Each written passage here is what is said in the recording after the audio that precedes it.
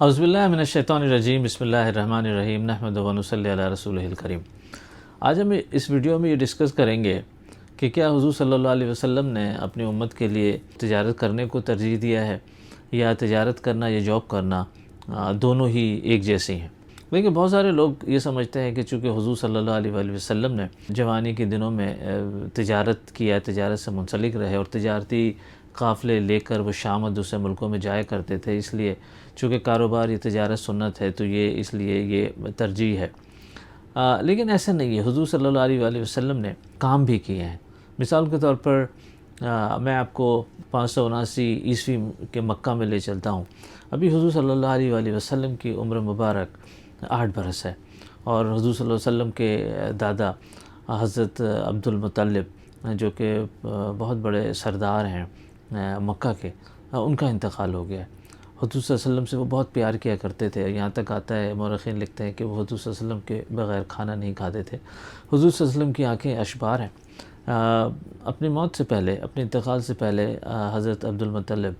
اپنے بیٹے حضرت ابو طالب کو بلاتے ہیں اور حضور صلی اللہ علیہ وآلہ وسلم کی کفالت کی ذمہ داری ان کے ہاتھوں میں دیتے ہیں۔ اچھا، حضرت ابو طالب جو کہ وہ بھی مکہ کے سردار ہوئے، وہ خود بھی بڑے کثیر العیال تھے، اور چونکہ حضور صلی اللہ علیہ وآلہ وسلم شروع سے ہی بہت خوددار تھے، تو حضور صلی اللہ علیہ وسلم نے اپنے چچا ابو طالب کا ہاتھ بٹانے کے لیے اور ان کی معاونت کے لیے مکہ والوں کی بکریاں چرایا کرتے تھے اجرت پہ۔ اور یہ حضور صلی اللہ علیہ وسلم، یہ مورخین اور سیرت نگار کہتے ہیں کہ یہ تقریباً حضور صلی اللہ علیہ وسلم کی عمر مبارک کا 10 سال یا 15 سال کے درمیان کا عرصہ ہے۔ اور یہ چیز ایک حدیث سے بھی ثابت ہوتی ہے۔ حضرت ابو ہریرہ رضی اللہ تعالیٰ عنہ فرماتے ہیں کہ ہم لوگ حضور صلی اللہ علیہ وسلم کے ساتھ اور کچھ صحابہ کے ساتھ مکہ سے دور کسی صحرا میں یا جنگل میں تھے، تو حضور صلی اللہ علیہ وسلم نے ارشاد فرمایا کہ اللہ تعالیٰ ہر نبی سے چرواہے کا کام لیتا ہے یا اس سے بکریاں چرانے کا کام لیتا ہے۔ پھر جب یہ سنا تو صحابہ کرام نے فرمایا کہ یا اللہ کے رسول، کیا آپ نے بھی بکریاں چرائی ہیں؟ تو حضور صلی اللہ علیہ وسلم نے فرمایا کہ ہاں بالکل، میں نے بھی چرائی ہیں، اور میں مکہ والوں کی بکریاں چرایا کرتا تھا ان سے اجرت لے کر۔ کہ اللہ تعالیٰ تمام انبیاء کرام کو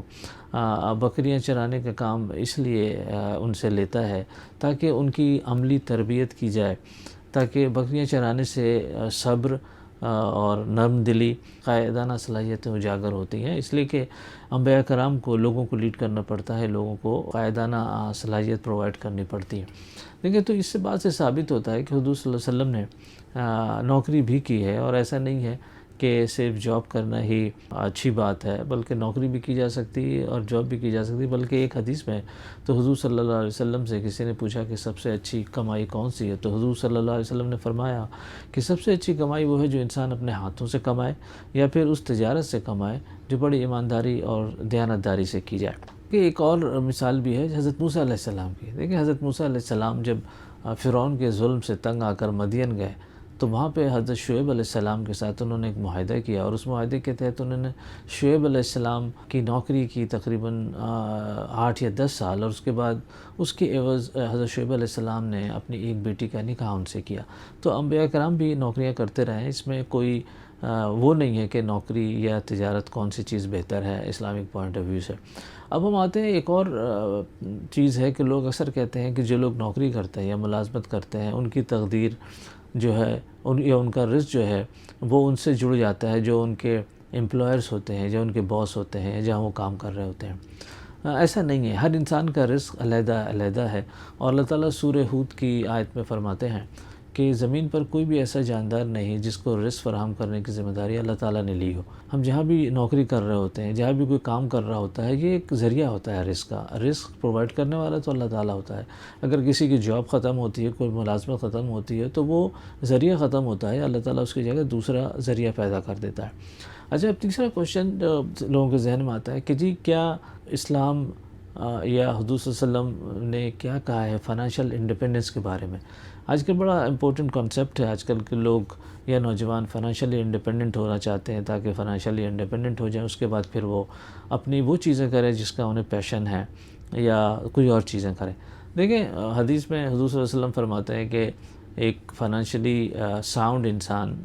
امت کے لیے اور معاشرے کے لیے زیادہ اچھا ہے۔ ایک حدیث میں حضور صلی اللہ علیہ وسلم نے فرمایا کہ اوپر والا ہاتھ نیچے والے ہاتھ سے بہتر ہے، یعنی کہ دینے والا ہاتھ لینے والے ہاتھ سے بہتر ہے۔ تو انسان کو اپنی فائنینشیل اسٹرینگتھ پہ ہمیشہ توجہ دینی چاہیے اور ہمیشہ اس پوزیشن میں ہونا چاہیے کہ وہ دوسروں کی مدد کرے، معاشرے کی مدد کرے۔ اچھا، اب اس ایک اور سوال کی طرف چلتے ہیں کہ جو لوگ پوچھتے ہیں کہ اسلام میں یا حضور صلی اللہ علیہ وسلم کی حدیث میں 60 سال کی عمر کا ذکر ہے، اس سے کیا مراد ہے؟ کیا اسلام اس بات کو سپورٹ کرتا ہے کہ انسان پوری زندگی کام کرتا رہے، اپنی دنیا بناتا رہے اور اپنی اسٹینڈرڈ آف لیونگ کو اپ گریڈ کرتا رہے؟ دیکھیں، اس میں میں سورہ التکاثر کی آیت کوٹ کروں گا۔ اعوذ باللہ من الشیطان الرجیم، بسم اللہ الرحمن الرحیم۔ جو آیت ہے الہاکم التکاثر حتی زرتم المقابر،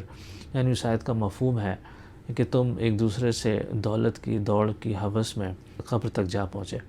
تو ڈیفینیٹلی یہ جو آیت ہے یہ اس بات کو نیگیٹ کرتی ہے کہ کوئی بھی انسان کتنا بھی جینیس ہو، کتنا بھی پروڈکٹیو ہو، وہ اگر پوری زندگی اینڈ آف لائف تک صرف اپنی دنیا بنانے کے لیے اور اپنے بچوں کے لیے، بچوں کی اسٹینڈرڈ آف لیونگ کو اور بچوں کے لیے دولت ایکومولیٹ کرنے پہ اگر لگا دیتا ہے تو یہ بہت ہی ناکامی والی بات ہے۔ یہ آیت اس کو نیگیٹ کرتی ہے۔ لیکن اگر کوئی شخص پوری زندگی کام کرتا ہے اور اس کے ذریعے سے وہ جب وہ دیکھتا ہے کہ جی اس کے پاس سفیشینٹ ویلتھ ہے اپنی دنیا کے لیے اور دنیا کی اوبلیگیشن اس کی سب پوری ہو گئی ہیں، اور وہ پھر اپنی ایفرٹ اور اپنے ویلتھ کو آخرت کے لیے، آخرتی کامیابی کے لیے، معاشرے کے لیے یا دوسری نیکی کے کاموں کے لیے اگر لگاتا ہے تو he can work as long as he wants. تو یہ چیز بڑی کلیئر ہے حضور صلی اللہ علیہ وسلم کی حدیثوں سے اور قرآن سے کہ انسان کو یہ دیکھتے رہنا چاہیے کہ ایز سون ایز اس کی اوبلیگیشنز پوری ہو جاتی ہیں اس کا فوکس آخرت کی طرف ہونا چاہیے۔ ایک حدیث میں حضور صلی اللہ علیہ وسلم نے فرمایا کہ جس شخص کو 60 سال کی عمر ملی یا اس سے زیادہ ملی تو اس کے پاس کوئی عذر نہیں ہے۔ اس کا مطلب یہ مفسرین کہتے ہیں کہ 60 سال کی عمر اتنی کافی ہوتی ہے کہ انسان آخرت میں کامیابی حاصل کرنے کے لیے اور آخرت کے لیے جد و جہد کر سکتا ہے۔ وآخر دعوانا ان الحمد للہ رب العالمین۔